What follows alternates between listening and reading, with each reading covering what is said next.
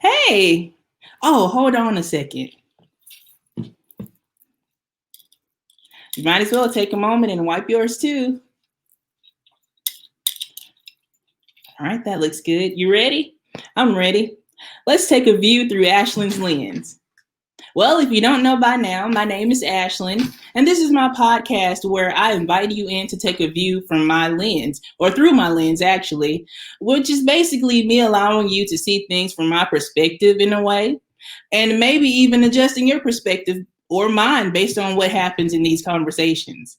So, we're in the midst of a segment called Becoming Pastor Ashlynn. Yeah, you heard it. I'm becoming a pastor. And there are certain questions I had to answer while on this journey of becoming a pastor, even questions I had to ask God, questions those outside sources that I trust were able to answer for me, and even that I'm still getting answered as I journey through this moment of my life. Well, I thought that it was befitting to invite you into this journey as I'm not launching the church, or we aren't launching the church until next year, but there are some things that I have to go through while getting there. So, guess what? I'm inviting you to join me on the journey. And while we're doing that, we're answering some serious questions, and I've invited some amazing guests to come along with us on this journey. Today, we have, oh man, I'm so honored to have this guest today. He is my pastor's pastor and such a well of wisdom, Bishop Freddie Marshall. Come on in, Bishop Marshall. Hello, Ashlynn. God Hey, bless you Bishop, today. How it's are such a you? pleasure to have you. I'm doing well. How are you? It's an honor to be with you, and it is an extremely wonderful honor to be a part of you becoming Pastor Ashlynn. I'm excited about all of that. This is Oh man, tremendous. you've had such a hand in this happening. I mean, just in December, it was your hands or the extension of your hands that even ushered me into the place of being an elder, which I had to become to even get to the point of a pastor. So I'm so blessed to have you. Not only that, I see an extension of your hand just about every day with my pastor, Bishop W. Shannon Jackson. With it's sometimes when we're talking, I can hear your voice almost. So thank you for even coming. And for Well, me, it's because of thank, your being that I'm even able to be. thank you for that. And I am absolutely a fan of your pastor. I'm not just his pastor, but I'm really a true fan of Apostle Wade Channing Jackson. But you know what, Pastor Ashlynn, I'm a fan of yours. I remember when we were sitting in one of our sessions for the Church Planters Institute. There, I think we were in Montgomery or Birmingham. I can't recall which city, and um, I sensed on you the assignment, but I also saw the hesitancy, the apprehension. So to be at this moment is a wonderful thing to behold as it relates to you, because it is proof that those whom God calls, he qualifies and justifies, but he also brings them to a moment of saying, I believe this is really the will of God for my life. I'm just glad to be here with you, glad to be in this moment. Yes, sir. I can be honest with you now. I remember that. I remember that conference. I actually remember trying to avoid coming to it, and because it was called the Planters Conference or something of that sort. And so I said I was not going, even though I already knew I would be a pastor. God had already let me know at that time. I still was trying to avoid it, and my bishop called me and said, "You need to be here." So I hurried up, dressed, and came on. And when I came, you welcomed me and said, you called me a planter in the midst of that meeting, and I remember saying, "Oh Lord, did Bishop tell him?" Yeah, so this is interesting to even be at this point where it's now my yes that I still kept privately as long as I could has now become Yes. public. So thank you for even joining me along the journey and for acknowledging who God called me to be when I was definitely trying to keep it under wraps. I'm honored to be a part of the process with you. Yes, sir. Well, let's introduce today's segment will be today's episode of this segment. It's actually called Why well, the question that we're answering is why does mentorship matter in ministry? And so I know that Bishop Marshall, this is a topic that you're very familiar with. You have Mentorship Mondays, which I invite everyone to join you on. Every Monday, you talk about mentorship and different perspectives or different objectives, even that mentorship has in the body of Christ or even in leadership, period. So let's talk about it today. And let's start with the very simple question: why does mentorship matter in ministry? Well, I believe mentorship is really an extension of the heart of God toward those that he has intentions for using. And let me give some clarity even to that answer. We have pastors, spiritual mothers and fathers who have a place in our lives. We also have biblically room for other voices that are significant to the process of us becoming. And so I believe that it is the genius of God that opens us to the necessity of finding mentors who can help us along the way. Keeping, of course, in perspective all of those relationships and those voices, but being open to the didactic moments that come through interactions that we have with others whose voices we value. And, Paul really does kind of open us to that methodology, though the Old Testament gives it to us by principles and by patterns. But Paul, when he was writing to the Corinthian church, he says, though you have 10,000 instructors, you have not many fathers. The idea is instructors, mentors have their place. And it is not their place to try to replace any of the significant voices that are in our lives, but it is the role of a mentor to be a supportive voice, to be a voice that gives the ideology, the symmetry, and the connectivity of thought. My son, Pastor Justin, who is being positioned as successor for our local church. It came to me several years ago that as much as he had grown up in the house of the bishop, I've literally been a bishop his entire life. And so he's not known me in any other context other than dad and bishop. That's a plus, but then it is also a disadvantage. Let me tell you why.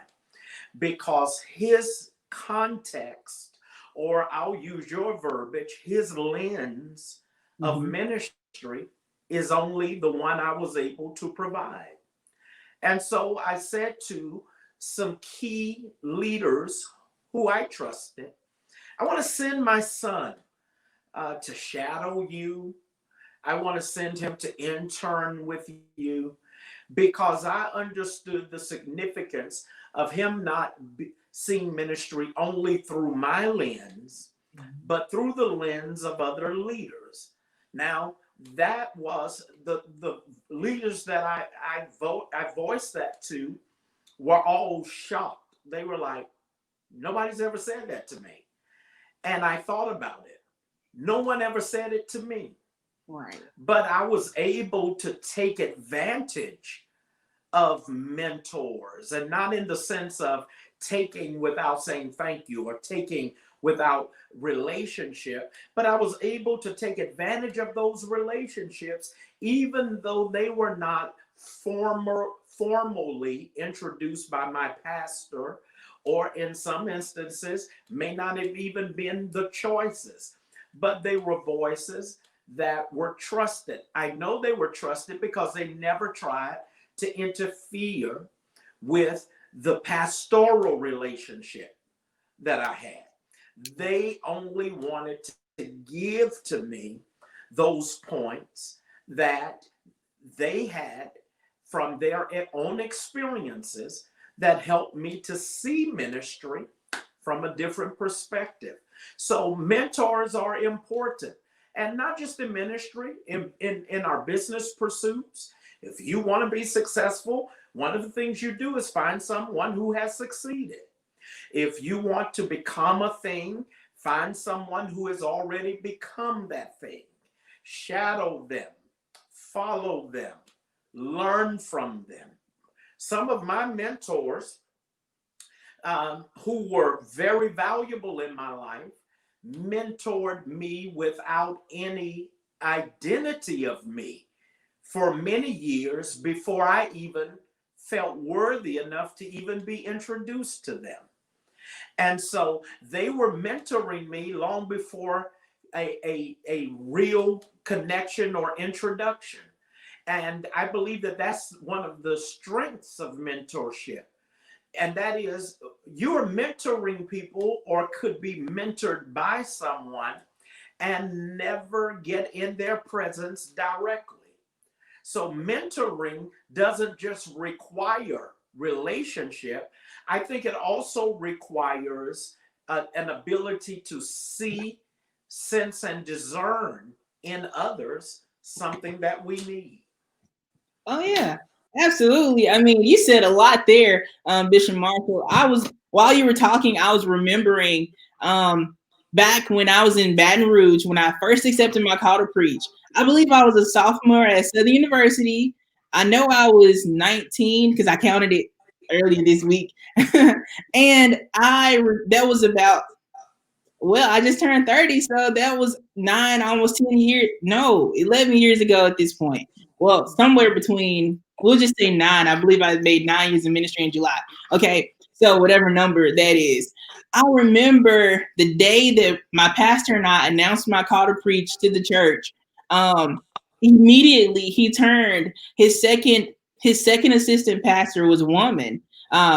Marilyn Smith, actually. She was sitting to the right from where we were standing at the podium. He turned to the right and said, okay, this is going to be your mentor. Now, before that, I didn't have an official mentor, going through high school or anything. The teachers always took me in, but for the most part, I didn't call them mentor or anything. He literally said, this will be your mentor. And from that day forward, we have built such an amazing relationship. I still call her today, especially when I have something going on. I remember even when they're like, mentors become your wise counsel. That's a part of the counsel that you build that you can go to, even with your pastor on that counsel as well. She is an important part of my wise counsel. I call her when there are moments when I forget how to pray. I'll call her and say, hey, look, I have this going on. Even, of course, I have access to my pastor as well in that way. But at a certain moment where I can call her. Actually, I'll share this. Since that moment, in, I've had a couple of different pastors since I was at that specific church. And she's been my mentor the entire time. I'll say that I've had the longest relationship with her at this point. And so, yeah, it just made me think about how amazing it was that I was first assigned. And everyone doesn't get assigned a mentor, but I was first assigned a mentor who was perfect for me, if I may be honest. Even some of I think that it becomes the strength, oh yeah, of the relationships, and I hope I didn't cut you off. It kind of froze for a moment, oh but that's it becomes the strength of the relationships when mentors are endorsed by those voices that we trust. And what your pastor was doing was entrusting you to someone who could identify with what your potential journey would be. And that's another key of mentoring. A lot of times, if there is an insecure leader, that leader will not allow other influences in the lives of those they lead. Well, that frightens me because that sounds like witchcraft. it sounds like an occult. You know, it sounds like it's predatory in a sense, because all of those entities isolate people to keep control over them.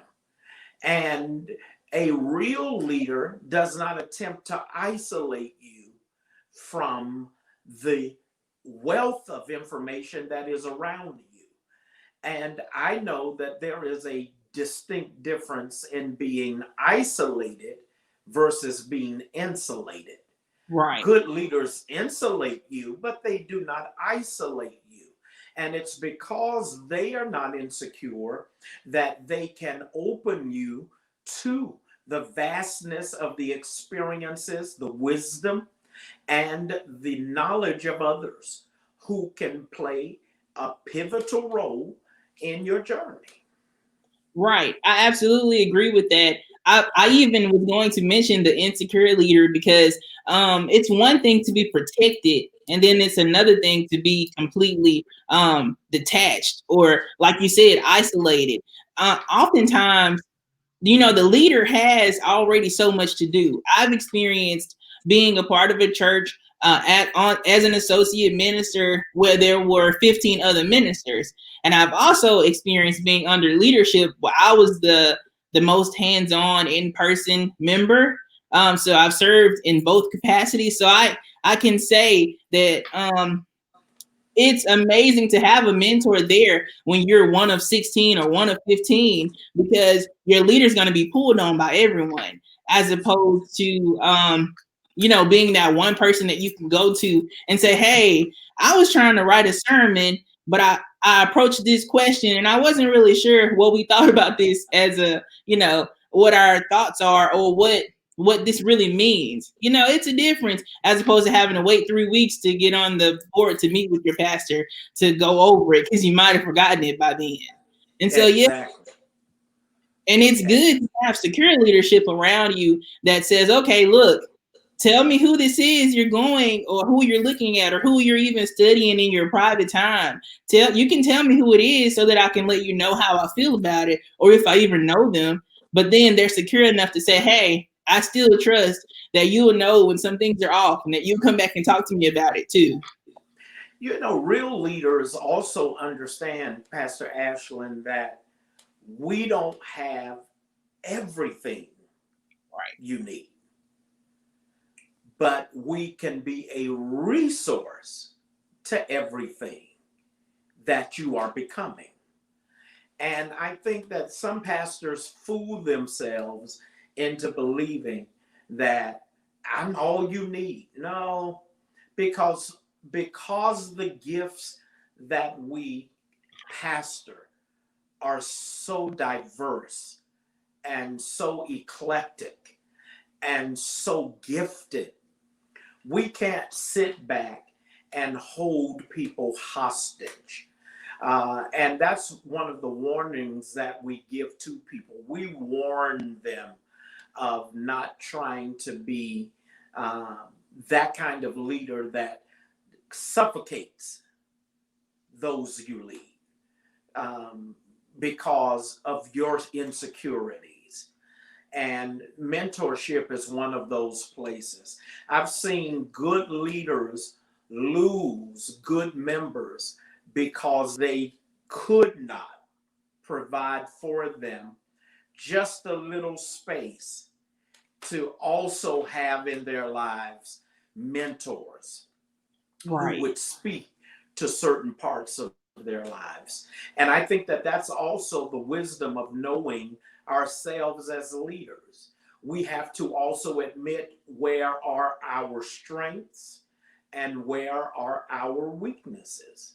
And if my area of weakness is an area where you have been called to have strength, it's wise of me to say, we need to get you a mentor in that area so that they can help to provide for you what I cannot provide.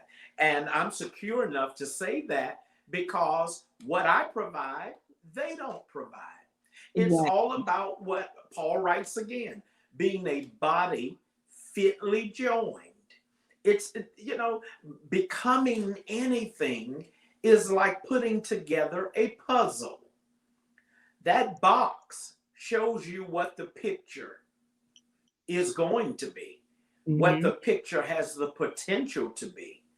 But those pieces on the inside must be strategically placed so that they will become what the box displays. Exactly. Mentors are necessary for the pieces. Oh, that's true. I even think about Steve Jobs. I watched a couple of his different stories about his life, and he talks about how he had his portion. Now he was a genius in his own right, but there was still areas where he was weak, and so he just hired the best of whatever he needed. And I mean, look at Apple still flourishing today. I was even having a conversation today about how I think they're struggling a little bit because Steve Jobs isn't around to give that type of guidance. But that's the thing when you are under, I think when your leadership doesn't allow you the space to expand, it causes stagnation and complacency. And if stagnation and complacency are there, then it not only hinders the specific person's growth, but it also hinders the growth of the ministry that they're assigned to serve in. Because a great leader, I believe, would notice that, okay, if you're expanding in an area that I know absolutely nothing about, and I need to make sure you're connected to the right people to learn what you need to learn to grow in that area, then guess what? You're probably going to bring everything you learn right on back to this ministry so that we can expand there. And so I find it interesting that a leader would even allow themselves, and I know we're all human, so we all have our flaws, but it's interesting that they would even find themselves being in such an insecure place for long enough to keep someone from expanding to a point where they have to even leave the ministry. It's really this idea of I stopped reading. Let me share this, and this is just my journey. I'm not prescribing this for anyone, but many years ago, I stopped reading books about faith and religion and God because I I'm anointed. I'm very gifted in that area. But I recognized that there were areas in my life where I needed help with my management skills, my people skills, my stewardship skills. And so I began to open myself to books. I was just in a discussion today with a young man who was reading Malcolm Gladwell's book, David and Goliath. And I'm a Malcolm Gladwell fan. I've read that book twice. I've never met Malcolm Gladwell, may never meet him. But when I see his name attached to a work, it draws me because he can speak to those places of my need for expansion. One of the books that I read many years ago that talks about management and understanding brand management is that it speaks to the fact that the average tenure for an executive with a company is about a maximum of 7 years. And the thought pattern around that was, in that 7 years, do we give to these young executives all that we have, all that we know? Do we give them access to everything that we do? Or do we limit their access because we know they are not going to stay forever and could potentially be hired away by our rivals, those that we are in competition with? And the response is, but if you don't train them and they stay, you have not given yourself the wealth of their potential. When I think about mentorship, that becomes real to me. A lot of pastors don't endorse mentors because, again, they fear that someone's going to lure you away. Well, the truth of the matter is, every pastor should be working himself and herself out of a job. Every pastor should be teaching, imparting, training to the extent that those who they lead are becoming more acquainted with the voice of God in their lives. That's what pastors do. We're not here to keep you dependent on our voice. We're here to teach you how to hear the voice of God. Now, that doesn't mean that we outgrow pastors and that we will never not need a pastor. What it means is the role of the pastor becomes totally different. It becomes that of a guide, that of a prophetic voice. Many people are not even hearing the prophetic voice of their pastor because they don't even know how to follow the voice of their pastor. Real strong pastors understand and endorse mentoring as a part of the process of training those who they are leading to be able to hear God differently. The text in the book of Kings, Elijah standing at the cave and God not being in the wind, not being in the earthquake, not being in the fire. All of that was about God saying to Elijah, you're in a new season of your life and you must be able to hear me other than in the showmanship of my power. You know, some people only believe they've had a moment when it's spectacular. But we're seeing miracles that are not spectacular, but yet they are miraculous. And so mentors help us to learn these processes in the not so spectacular ways. My fondest memories of my mentors are not the moments when they were on stage or in a pulpit or sitting at the head of a boardroom table. My most memorable moments have been when they glanced over at me and said something that caused what was on the inside of me to leap. That's what mentors do. Mentors help to awaken things in us. Again, my pastor sees the outside of that box, and he or she is responsible for those pieces. But there are pieces that will only come together when I intersect with the right people in my life. And those mentors become those people. Absolutely. And I want to go back to the scripture you mentioned with Elijah in the cave. I love that portion because I can't remember where I had the thought or where I posted the post, but I remember thinking about how even in that moment, Elijah was asking God a question. And the answer to Elijah's question was raise up your replacement. In the end, it's time for Elisha to come on the scene. And so I thought that was amazing. He was basically telling him, all right, since this is the question you're asking, I don't know if you're ready for the answer. And so now that you are prepared to hear my answer, now that you can hear my voice, my answer is it's time to bring on your replacement. Pastor Ashlynn, is the key. I mean, you have a revelation that a lot of people have read that text over and over again and will never discover. God only, let's take that same chapter. Mm-hmm. When Elijah is under that juniper tree, wishing to die, and when he is in the place where he's just worn out, he's having a nervous breakdown. Really was. He's having a nervous breakdown. He is emotionally out of connection with God. Mm-hmm. And God sends this angel, and the angel bakes the cake and provides the cruise and says, eat, drink, for the journey that is ahead is too much for thee. I believe that one of the hardest parts of anyone's journey is when they must anoint who comes after them. Mm-hmm. Because that takes the attention away from them, right, and puts it on the assignment. And maybe that's why a lot of pastors struggle with those that they lead having mentors, or maybe some executives don't invite mentors in.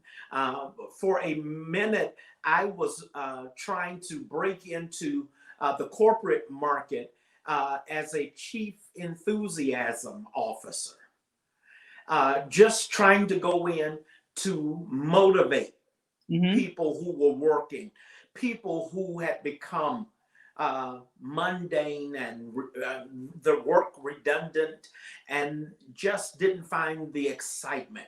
Because people, when our employees or our members or those who are part of just our family units become lethargic like that, it hinders our progress. So again, I think that mentors are important, because Elijah becomes that to Elisha. You know, there is not a father-son relation. That's really not a father-son relationship. Even though he's referred to as his father, even though he's referred to as his master, that is really mentoring, because he says, okay, follow me, but you know, I mean, because God gives him, go and find Elisha, the son of Shaphat. And when he finds him, he denies that he's even thrown his cloak on him. Right. Don't come behind me. I think one of the most difficult portions of any leader's journey is releasing to who's next. Yeah. And that's why mentors are key. Oh, sorry. No, go ahead, please. I was going to say, so I believe that it is, so I have noticed that with most things that we as human beings have a hard time even agreeing with, it always comes down to fear of something. It's some form of fear, right? And so I believe that the fear of abandonment that comes with knowing who your replacement is, or knowing that someone else is coming, like you said, that'll be more in the forefront than you, because of course, as we share our wisdom with someone else, then they're able to magnify it in a way that we weren't able to in our time, right? So that means people are going to be looking at that person as, oh man, they're doing that a little different than the person that they learned it from. So I believe fear of abandonment, and even from, just from the boosting of the people that you get, and when you're the one, and the one really. I think that it's just the fear of abandonment. But the truth is, even with Elijah and Elisha, it was hard. I believe it was hard for Elijah to even accept the fact that means if Elisha is coming, my end is coming. I believe that when Elijah was under the juniper tree and he had basically given up for real, and God was saying, okay, you can't go anywhere yet, so you need this strength, which is why he sent the strength to him, right, to prepare for the journey, because he was really sending the strength so that he can prepare to take him away. At this point, I need to take you. You have done amazing things in my name. I believe God was saying to him. He was saying, you've done amazing things in my name. You've done what I've asked you to do. But now, at this point, I think you've given up on the rest of what could have been for you to do. So now it's time for you to take this wisdom and give it to someone else so that I can take you on out of the way. And this work can continue. I think Elisha was the continuation from that moment, because Elijah was just done. You've said something that is so powerful. There is a strength to start. There is a strength to continue. But there is also a strength to culminate. So maybe I should say a strength to commence, a strength to continue, a strength to culminate. We'll make it preachy. Yeah. Commence, continue, culminate. And what you're saying kind of locks into an article that I wrote many years ago, back in the 90s, may have been early 2000s, entitled Why We Don't Finish Well. And what I was observing in that piece that I wrote was I saw leaders build from nothing great ministries, But what they did not do was identify successors. And what happened was those that had built these tremendous ministries and had taken them to the pinnacle also was a part of the same ministry declining, because we are not taught how and when to step aside. In corporate America, executives go in with an exit strategy. Right. Ministry is the only thing where people go in with no exit strategy. So we're caught in this maze of continuance without knowing how to culminate. And mentors help us with, I believe, can really help us with that. Just recently, Bishop Charles Edward Blake, the Church of God in Christ, announced that he would not seek re-election. He was asking to be emeritused and to step aside. In that denomination, it is not the norm. Right. Number one, no presiding bishop had ever resigned. One had been voted out in their 112, 13-year history. The others died during their tenure. We know how to commence. We practice how to continue. We must also teach how to culminate. And that's what Elijah was struggling with. You know, because he had become so full of himself. Remember what he said to God? I and even I alone am left. Right. And God had to say to him, I got 7,000 prophets who have not even bowed to Baal. So don't ever feel like if you stop, the work is going to stop. Exactly. I said it in my teaching in our focus conference. Listen, people are saying all the fathers are dying. All the mentors are gone. What makes us think God would leave any generation without appropriate coverage? He's not going to do that. First of all, even if that is true, if that were to ever be true, that means the fathers didn't teach anyone. So that's absolutely problem number one. Just absolutely. Like this is a little plug here. Just like when people start talking about how all the millennials are horrible. First of all, they don't even know how old the millennials are, because most of us are actually, some of us, the earliest age of millennial is 40 now. So the people that don't call them millennials aren't even millennials. That is amazing to me. You're saying something that Pastor Justin just said in a meeting that we had. And so we don't even know how to identify millennials. And the truth of the matter is, we don't have an appreciation for what each generation brings to the process. You know, and we're talking about these millennials being this, that, and the other, but it's that generation behind them that is actually the one that's going to challenge. You know, but I thought about this, Pastor Ashlynn. I was that young preacher who they had to tell me to slow down, hold up, wait a minute.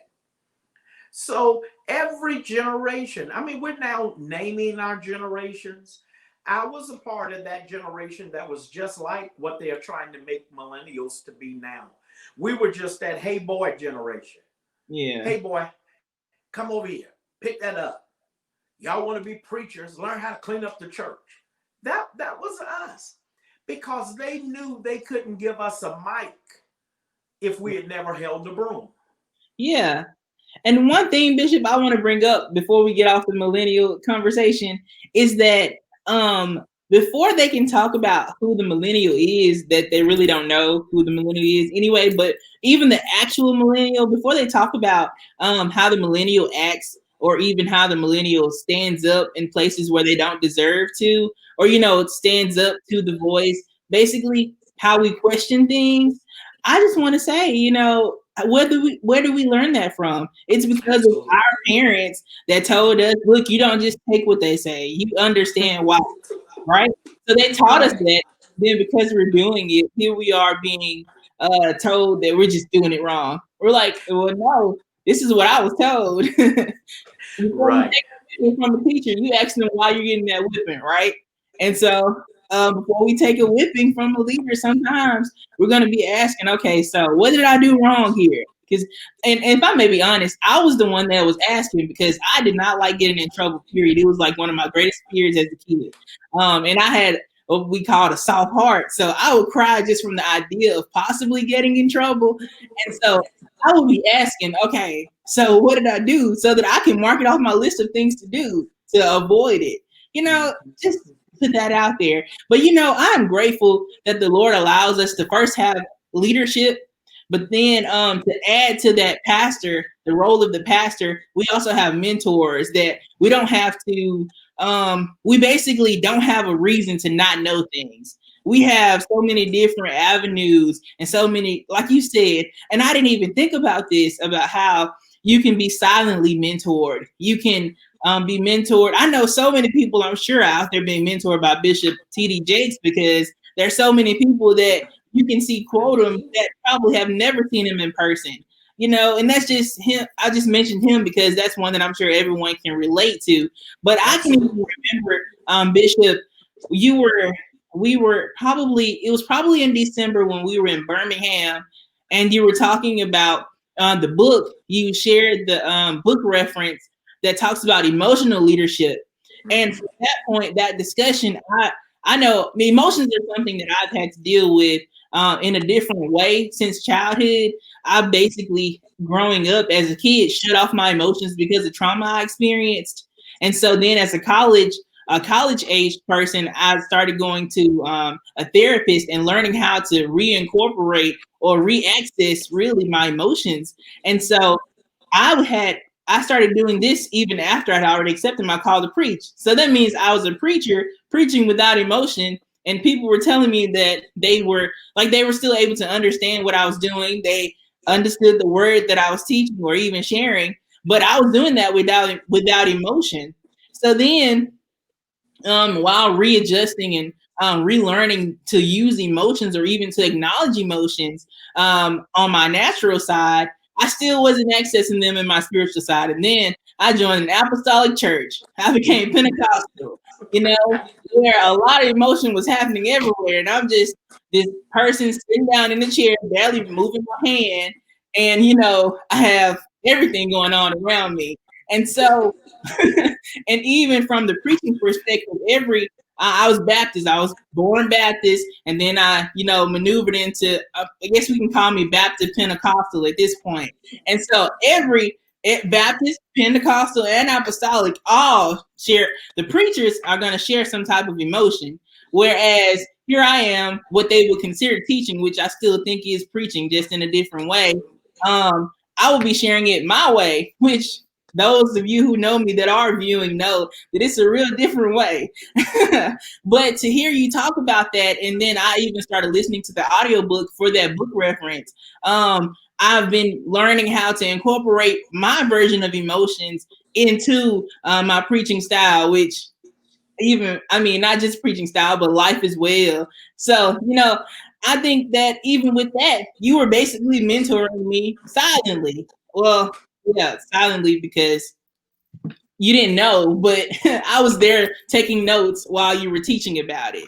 Yeah, and I was able to incorporate it into my life in a way that I did need it. Mhm. So I And thank God. Oh, that silent mentoring is a powerful piece, and where people don't acknowledge it, I think that they are saying they are not following the models, and there are too many models for effective and successful ministry, marketplace, anything, for us to be sitting back becoming something without a point of reference. And that, I think, if this generation, and when I talk about generations, I'm talking about all of us alive at this time. If this generation is missing anything, we're missing the beauty of being able to admit, I saw something from a distance that inspired me.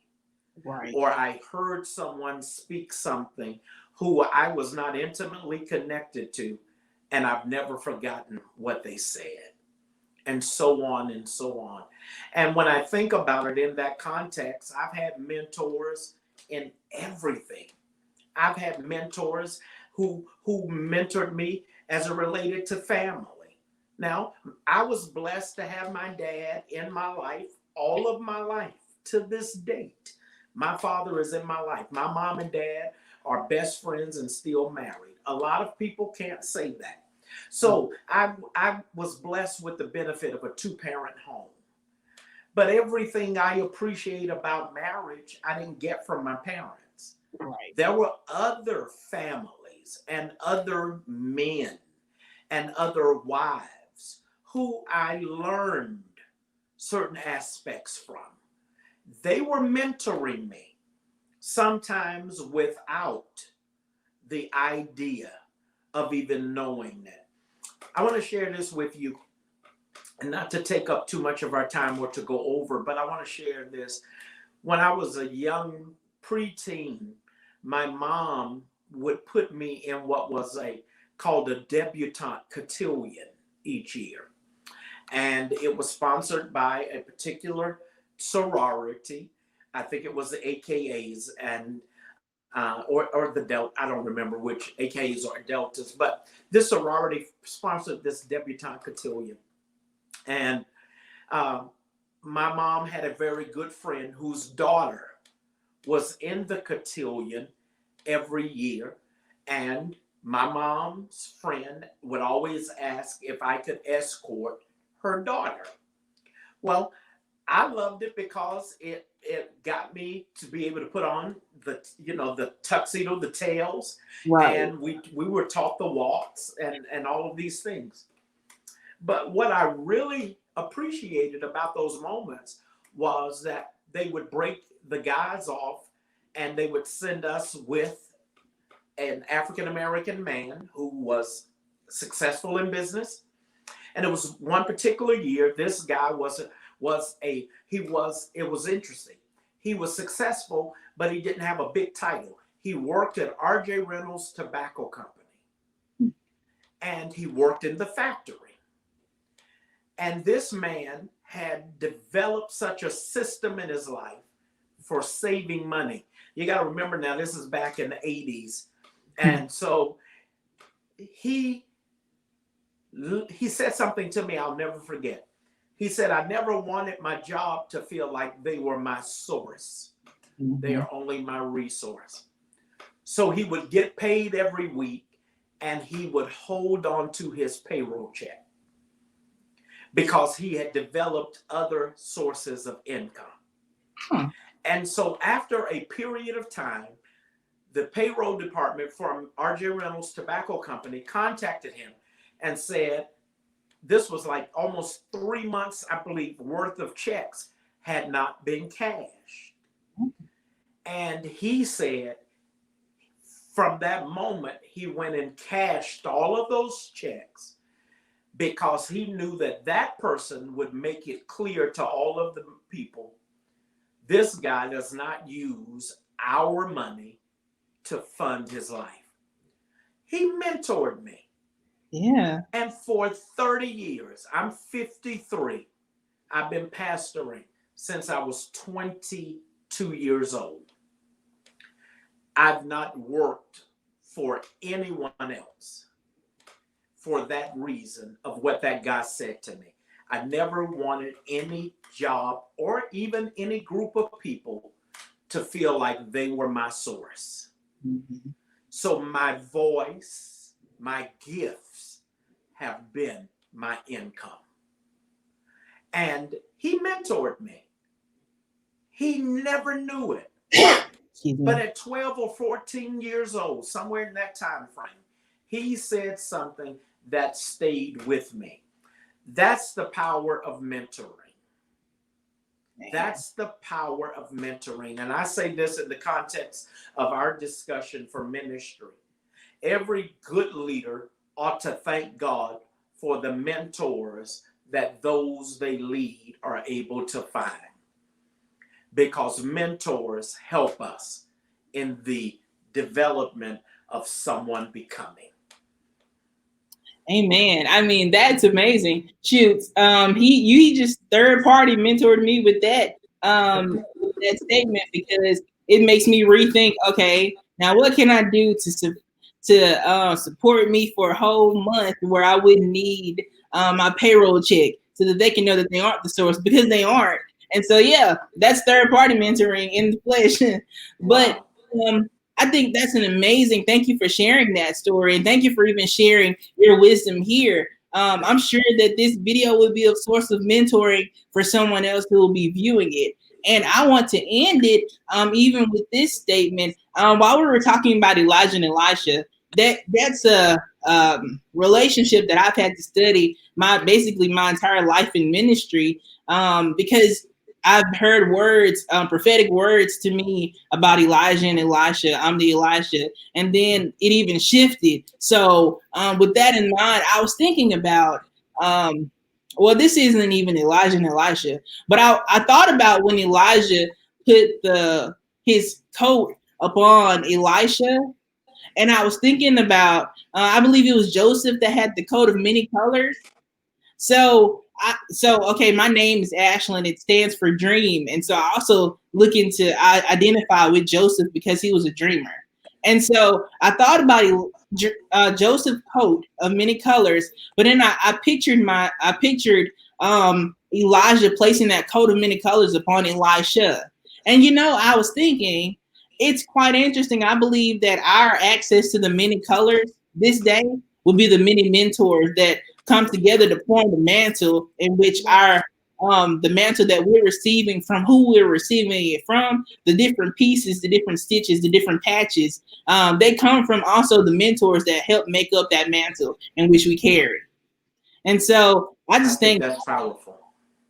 well, amen. Thank you again for joining us for this moment, for joining us on this journey of becoming Pastor Ashlynn. I mean, you've been here obviously outside of just this podcast, but in my actual life. So I'm grateful to have your voice as one that is trusted from my leader that I can lean to. And I'm grateful to glean wisdom from you in every way that I can. I'm even grateful that you allow me to flourish as a leader in Greater Church. You've not only called me apart as an elder, or set me apart with God's voice, of course, as an elder, but you've also allowed me to serve in leadership capacity from the moment that I've joined Greater Church. So I just wanted to publicly say thank you. Thank you so much for sharing that. I believe in you. And I want you to know that I absolutely believe in you. And watching who you are becoming blesses my life. So know that you have my support. Lady Zay and I talk about you fondly. We pray for you, and we are in your corner. So as you move forward in this journey, I think this podcast, this broadcast, all of this, this is a powerful tool. I love it. I'm going to suggest that others utilize this platform. So you'll hear me talking about it a lot. But what I'm seeing you do is absolutely tremendous. So know that you have us in your corner, and we are appreciative and celebrate even the other voices that are a part of your life and are a part of your journey. Thank you for having me. Thank you for having me a part of this tonight. I'm very honored. Thank you. Well, it's truly been a pleasure, Bishop, and I know you're coming back. So those who are viewing, get ready to hear from Bishop Marshall again sometime Thank soon. you. And Bishop, I'll be back with you in just a moment. All right. Well, thank you for joining this podcast. Thank you for taking a view through Ashlynn's lens. It has been an honor to even share with you. Make sure you come back for the next one. We'll be here every Monday at 6:30 Central Standard Time. Thank you again for taking a view. All right. I think this was a pretty good view, if I might say so myself. Bye-bye.